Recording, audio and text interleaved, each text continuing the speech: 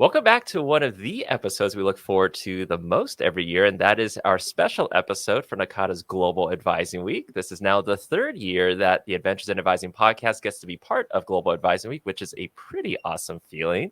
And joining me for this episode is returning guest host, Dr. Melinda Anderson, Executive Director of NACADA. Melinda, you have been traveling all over these past few months. How are things going? Oh, Matt, it is always so good to be in the studio, in this space with you. But yes, I've been at 5 regional conferences, no, 6 total. Starting Connecticut was Region 1, and then 2 was Norfolk, Virginia, 3 was Knoxville, Tennessee, 4 was in Atlanta, and 7 was in Lawrence, which is only an hour from, the Little Apple in Manhattan, Kansas. And so it has just been wonderful to see members coming back together, just that space and that energy that you get when you're around people, and so everybody's just been so happy that the regional conferences have been back. And I really loved seeing you in person when I was at Region 9. And so when I think about, and that was my first time being out there in Cali. And so when I think about just the ability to travel and hear from the members directly about what they're going through on their campuses, meeting new faces to NACADA. There was a lot of people I would ask in the when I was doing a keynote. I would say, "How many people? This is your first NACADA conference," and it was like over half the room. And then I would ask, "Well, how many people are new members?" And it was always generally like around 1/3 or almost a half of the room. And so when you think about what this association means to our profession, to the field, to the work that we're doing on our campuses, especially, after the pandemic, as the people are returning to different operations and wanting new ideas and sharing best practices, it's just been wonderful to be able to travel and to see everybody in person. Yeah, it was great to see you. I hope you definitely had an enjoyable time, not only at the conference, but just also exploring Southern California because it is so beautiful. Weather is always great. So it was nice having you also to be our keynote at that conference. And thank you so much for that.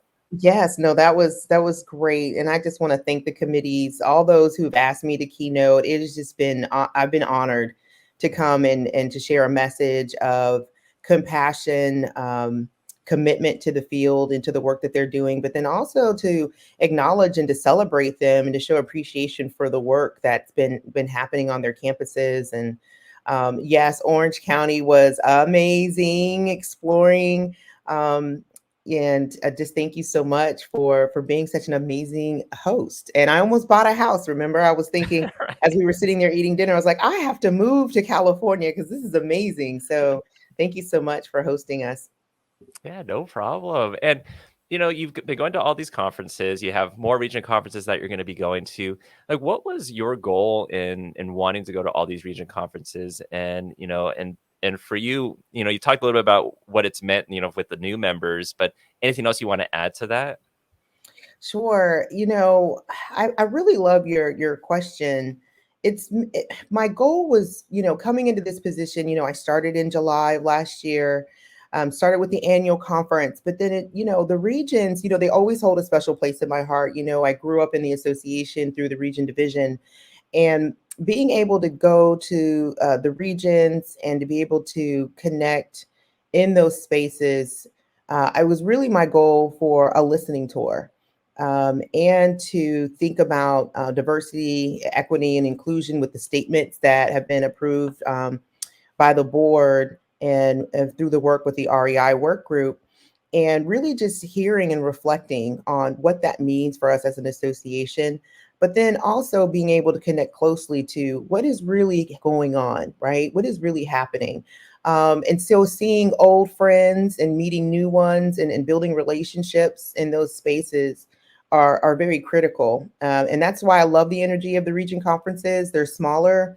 You're able to connect differently and network differently in those events than you would be at annual conference per se. So it was just a really great opportunity to be able to do that.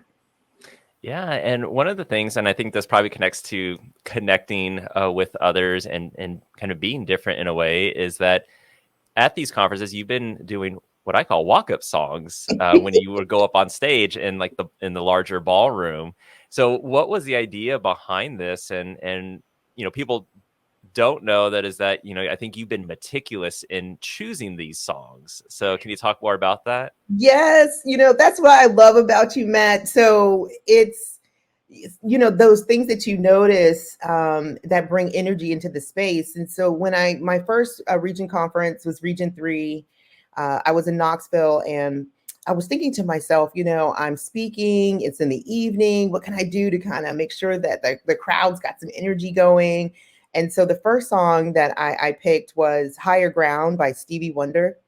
And I really picked that song because he created during a tumultuous time, right? There was a lot of stuff going on in the 60s, protesting, civil rights. People were, angry, trying to figure out how do we come together. And so when I thought about coming out to a song, I was just like, you know what? I'm going to come out to Stevie Wonder's Higher Ground, like we're trying to get higher, we're trying to move forward, and put that energy in the space. And so the audience responded very well, and so then when I thought about my next keynote experience, it was in Norfolk.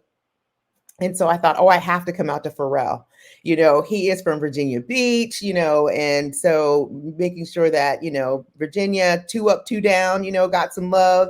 And so I specifically came out to that song. And so when I got to Orange County, California, I was like, I've got to come out to California Love. And so when I did that, the crowd was like, yes, who is she? Who is this woman coming to the stage? And so that's just been a really great energy as I think about how I come out. And so in Region 7, when I was thinking Kansas, and I was thinking, Texas is in Region 7. And I love Beyonce. People often hear me joke about, I channel her energy sometimes before I go on stage. And so coming out to Halo, which I felt was a love song to advisors, and the way that the students think about them and how they support them through their journey. So my next keynote is it's going to be Region 6, Fargo, North Dakota. So I will be thinking about what I'm going to come out there to, and then when I'm in Albuquerque, and then that's going to be Region 10, and then Region 8 is going to be in Canada. So you're going to have to stay tuned, man, about what songs I decide to pick for there. And it's just been wonderful. And again, I've been honored for people to ask me to come speak, and being able to just kind of kick off energy or to bring thoughts and hearts and minds together if I'm speaking during lunch. So I just always look forward to those opportunities. They've been really special to be able to connect with people and for them to get to know me in this new capacity, in this new role. Yeah, and at the time of this recording, soon you're going to be traveling to like Region 5's conference, and by the time this episode comes out, their conference will be like midway completed. So shout out to Jamie Engel, the Region 5 chair there, one of my Yes, good buddies. I'm looking And forward to Indy.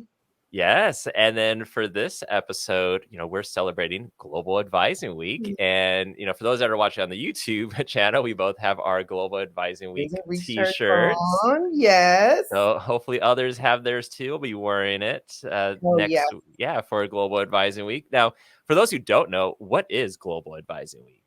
So Global Advising Week is NACADA's our opportunity to celebrate when we were incorporated.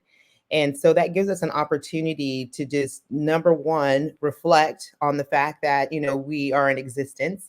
But then more importantly, an opportunity to just highlight the work that we're doing on our campuses in terms of supporting students and student success and celebrating the field. This year, we're looking at the idea of gratitude, right? And letting people know that we appreciate them and appreciate the work that they're doing on their respective campuses. And then also that larger appreciation for the field, the body of work that's been created, the research, the scholarship, and then, of course, the networking and the connections that we have with each other in these spaces. And so being able to do that throughout the week, we have a kudos board that's going to allow people to go in and share appreciation, share wonderful, warm thoughts, because sometimes we do need to be reminded that I see you, you matter, you're important to me. And then also being able to share, for example, we have the frames that you can post with pictures as people are celebrating on their respective campuses, as they're appreciating each other throughout the week. And then our podcast, of course, we'll be able to kind of share our thoughts about appreciation and gratitude around advisors that have meant something in my life, definitely. And so we are just always looking forward to making sure that we take time to stop and reflect and celebrate and show appreciation and gratitude to those who have made a difference to us. Yeah, I like the theme of gratitude, especially when you're talking about, stop and reflect, because we're so much on this like go, go, go, go, go, get one project done, go on to the next thing, go on to the next thing. And I know for a lot of us, it's summer and fall registration that's going on right now. And then right after that, it's like, really, is there a break? Because we're going right into orientation. And then once orientation is done, then we're going to the start of the fall semester. And then it's time for winter quarter or spring registration after that. And then maybe get a little bit of break, but you're probably reviewing grades, and then it's winter break and you're just tired. And a lot of us are tired now. So I think having this is very motivating. And I think for you, with this being, this theme of gratitude being Global Advising Week, is there anyone that you'd like to shout out during this time? Oh, well, of course, definitely. When I think about in terms of gratitude, I know that, with the podcast that we're doing, I definitely highlighted the person that, helped introduce me to this profession, this field, Alicia Aroche. But, I also think about my master's degree graduate advisor, Dr. Carol Londoner. And then, of course, my my doctoral advisor, Jim Barber, at the College of William and Mary. And when I think about professionally, though, how I've grown, I've had so many people that have looked at me and said, let me support you, whether through its mentoring or being an amazing sponsor. So that person who's speaking highly of you when you're not in the room. So I'm always thinking about ways to always say thank you in those moments. I call it giving people their flowers. My grandmother, my husband's grandmother, Bibi, would always say that, like, I want my flowers now, honey. Tell me thank you now. Don't wait till I'm gone and then speak highly of me. But definitely the executive office, I'm so appreciative of all the hard work that they do to support the association, the board, the council, our NACADA leaders. My heart always goes out to people who are doing this great work, volunteering their time, their energy, their hearts, their creativity, all those things that make our association great. And so that is just some of the shout outs that I have right now. What are your shout outs, Matt? I'm really interested. Who do you want to say thank you to? Yeah. So yeah, thank you for asking me that. Because when I reflect back on like my time in advising, like I've been advising now since 2013. I know for some people they've been advising way longer than that, but for me, this is longer than I've been in any other position. Mhm. And so, and I know there's a whole host of people I'll never forget having some sort of impact on my career, on my life.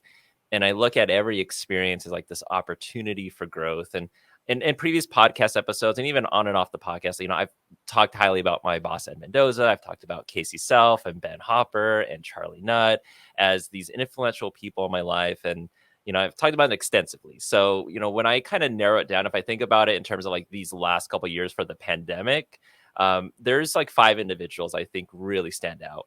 One of them is Charlie Nutt. And, Charlie's someone, that even in his retirement or phase retirement, continues to be one of the most supportive people Yes, for he me, is. especially for this podcast. And I always remember, he saw a video I posted on social media back in 2019, and then like I never met him. I met him a couple times, but it was more like the hi, how are you, but never like we had a conversation. Right. And so when I was at the 2019 conference in Hawaii, like he comes up and he's like, Matt, I just had to see you. And, proceeds to give me this big hug. And I'm like, this is Charlie freaking Nutt. Oh my Nuts. goodness. Yes. Yes. I just love how you did And his yeah. voice right there. That you can't talk about Charlie without doing some kind of Southern drawl, but You're absolutely spot on, Matt. Yes, he's in phase retirement, but he's still very present. So that's wonderful. Yeah, and he is like anything I post, anything that, he'll check in on me. He'll, like and any idea I had was always go and do it. Of course he'll have his Charlie, volunteering suggestions, but anything that I wanted to do, he was so So supportive and always supportive. has been. And, Yeah. and it's that support and that love that comes out of him. And it's Yeah. just so amazing.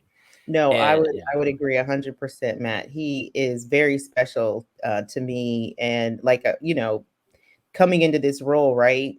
People are always like, oh my God," but it was Charlie, because you just hit the nail on the head. This love just pours out of him, and he's still very present in my life as well. So I just love hearing you talk so wonderfully about him. Yeah, and of course, I talk about Charlie, but another person that's been influential these past couple of years for me has been you, Melinda Anderson. Me? And yes, yes, and I will say I'm not where I am without you. And who knew that when we recorded for your video for the Emerging Leaders Program in 2019, that we'd be where we're at. You know what, Matt? That is so true. Every time I'm on this show with you, I always say, Matt, you are amazing.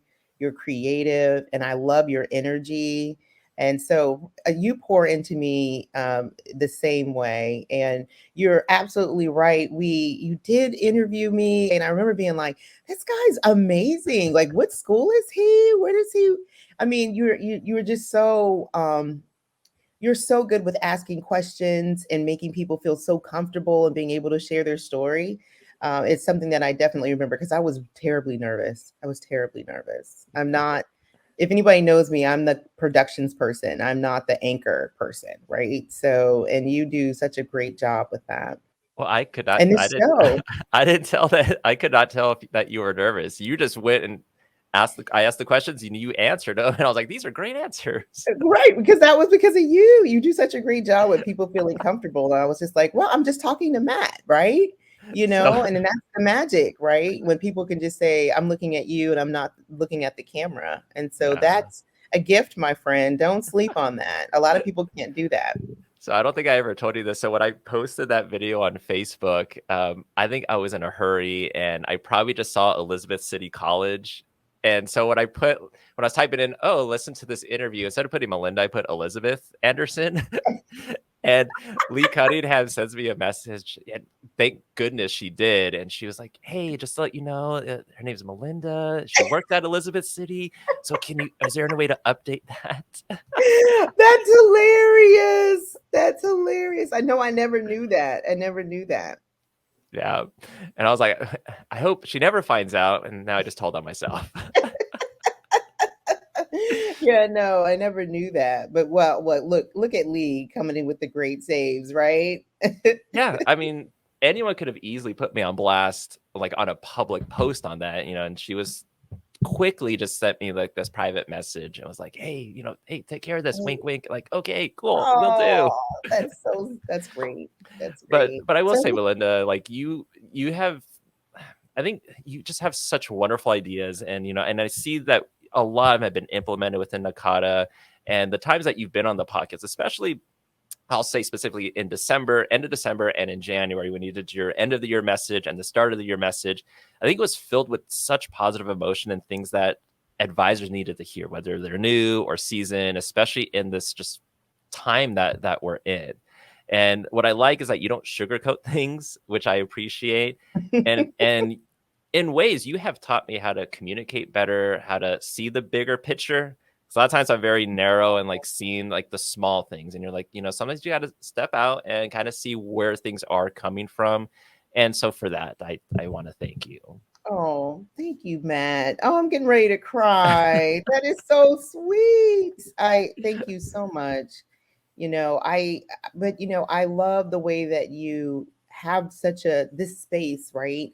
Mhm. This modality to be able to speak, for people to speak their heart, right? And to speak their truth about what they're experiencing, or the things that they want others to carry. And I just always think that you're brilliant for offering this space for us around adventures and advising, because that's exactly what it is, right? You talked about the cycle of work just keeps going, right? I remember advising maybe 15 years ago that there was some kind of a break. And now I talk to people and they're like, there's no break at all. We run straight from commencement into orientation and then straight into the fall semester. And then you're, looking at grades and dismissals and talking to parents and students. And, we just do a lot. There's so much more on our plates now. And so I just love the energy that you allow people to have on your podcast. And I know that when people hear your voice, they're like, oh, Matt's getting ready to do something new and amazing. So when I think about Portland, I can't wait. I know that you guys have some great things lined up for us in Portland for the annual conference. And so you being a part of that leadership and bringing that conference forward is just really exciting. If it's anything like Region 9, I have to hold on tight because it was a great time in Orange County. So I know it's going to be a great time in Portland, Oregon. Well, I don't know. Maybe we'll do a spoiler right now. If you're going to Portland, come to the session that Melinda and I are doing about the podcast, or includes the podcast, but we have a great topic that we're going over. So more to come on that. But yes, yeah, get ready. And then the next person I like to shout out would be Ryan Sheckle from Texas Tech University. And for him, like, who knew that one social media post in 2019 would generate like a friendship that I have with him and these constant collaborations. And I think there's now a theme of 2019, it seems, with everything that has happened with me. But, I've joked with Jamie Ingle that when Ryan speaks, like, I feel like he's on a different level because his mind is always like, he's always thinking of something. And a lot of times he'll be talking and I'm like, I don't know what he's talking about, but he's up here and I'm like, please talk to me in layman's terms and tell me what that means. But I'll just usually nod my head and then look it up later. But he is someone that, I hope he never gets tired of me, but I've learned so much from him and he's just been very patient. Even when he has to put those concepts in layman's terms for me. But, 2020 into 2021 was definitely a struggle for me with a lot of it related to the pandemic. And I think, anytime I got to meet with Ryan, chat about pop culture, about working on a presentation, he's helped me get through those things, not even knowing that. And I think some of the best work I've been able to produce has been working with him. And so he is just, someone that, always will speak highly of him. Oh, that is so wonderful. Shout out Ryan for being awesome. And then someone else that we know is Sherry Souza. And Sherry was the Region 9 chair. Yes. And she's been someone who is instantly, I think, people gravitate towards. And I know I have too. And I think it's just her caring personality. And, she's so humble. And I think for her, like, she always sees the good in people and the good in every situation. And so, I think for me, like, even when I ran for Region 9 chair, I didn't originally put my name in the hat for that. She really? did. Yeah, she nominated did. me. Aww. And I think because she knew I wouldn't do it, because a lot of times I'll have these confidence issues. And so she put my name in the hat and I was like, okay, well, I guess now that it's there, I guess I have to move forward with it. So I think she knew what she was doing, and I'm glad that she did it. And she's definitely the best. And I was gonna say, I'm glad she saw that in you. Sometimes, people see things in us we can't see in ourselves. So, oh wow, I didn't know that. Well, look at that. And you're doing a brilliant job. Brilliant job. I have big shoes to fill. I mean, she's done so much for Region 9 over these last couple of years, and even like now as a past chair is still doing a lot. In her role outside of higher ed, but still connected to higher ed. So, I mean, if there's anyone, to emulate and be more like, it's definitely going to be Sherry. Yeah. And the last person I want to shout out is Kevin Thomas from University of Central Arkansas. Yeah. And someone else that we both know, and definitely want to give gratitude towards him because, I think when people hear Kevin Thomas's name, I think they smile. Because he's such a down-to-earth, relatable person. And a lot of people say, give me a call or, my door is always open or let's do lunch sometime. And, sometimes they don't really mean it. But Kevin is one where he does. He does mean it. He says it. His word means everything. And I think, like, Sherry, like, he's got this sixth sense about him. And so, like, when my partner and I had our flight canceled trying to leave Cincinnati at the annual conference last year, he saw, like, we posted about it. He texted me and it was like, hey, I saw you posted about the flight. Sorry to hear that. Let's do dinner. Cause like, I think we both of us need to catch up. Not Oh, knowing that when we caught up, like it was like probably 2 hours, which I feel bad for my partner because all we talked about was like NACADA and advising. But but I think he knew that I needed to mm. talk and needed to kind of, think things through. And he gave so many like wonderful ideas. But when I left that conversation, like I felt like this sense of calmness, you Oh, know. And I think that's what he does. Is like he can tell, and he's like, let's figure this out. yeah. And that conversation we had, I think was, definitely made that trip even better. And so, I just gotta say thank you to you and to everyone else, who I just shouted out, because thank you for being a friend. And and that's something, Golden Girls, something I think I had to throw that in there for Charlie Nutt. So, Absolutely. Absolutely. I just love the flowers that you just gave. I think for people to know the impact that they have on others just reminds them of how important they are, even when you're having a bad day or a not so good day, or when you're hard on yourself, because, things maybe not have turned out the way that you would have wanted them. Just to hear, how somebody has impacted your life, I think always makes a tremendous difference. I often joke, in keynotes about, that one student that's in your mind that makes you smile, or that one student that's like, oh my gosh, okay, I'm going to help you graduate, either way, right? Whether it's good or for bad, we want people to win. And so you want people to see your heart. And so letting them know that you've seen it and the impact that it's had on you. And again, I just have to joke you about Charlie's accent. Maybe we should have a contest about who can sound like Charlie the best, celebrating him, soon as he goes off into retirement, but he won't be far away from our hearts or our minds. Absolutely. And then, I do have to say, it just talking about all this just reminds me of, our dean, Dean Debbie Mercer, at wow. K-State. It's just such a tremendous support of the work that we're doing in the association. And she's just so giving. And so I don't want to leave this podcast without letting her know how much we appreciate her and her support, and um, our synergy with K-State when you think about our master's program and the PhD program, and their certificate that we have together. It's such a beautiful partnership. And so, these things, they come together for a reason. Matt, we were supposed to meet Yeah. and connect that way and be in this space right now to be able to celebrate people that we know and love and our friends. Yeah, definitely. And yeah, and definitely shout out to Dean Mercer. I got to meet her once in December, and it was a quick conversation, but so, heartwarming, in terms of like she just wants everyone to succeed and believes so much in advising and NACADA, and like you instantly feel it. So Yeah. look forward to getting to chat with her again. Hopefully she'll get to go to Portland. That would Yes, be she'll be awesome. in Portland, so she'll be there. So definitely. And Yeah. then continuing with this gratitude, we're only doing one interview on this podcast, and it's a special one. And so I'm gonna leave it to you. Tell the audience, tell listeners why this episode is important and why this is part of Global Advising Yeah. Week. So, Matt, we have talked about gratitude and appreciation. And this particular interview that we had was just so impactful on my undergraduate experience. I've shared that I'm a first generation student, went to Virginia Commonwealth University, right? So when I entered that space, it just became so overwhelming, right? We always talk about that hidden curriculum.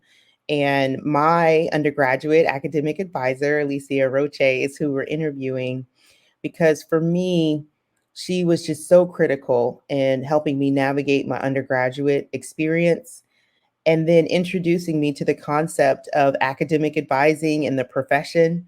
It was that moment that many of us might have had about, oh, advising, this is a thing, higher education, you can get a master's degree in that.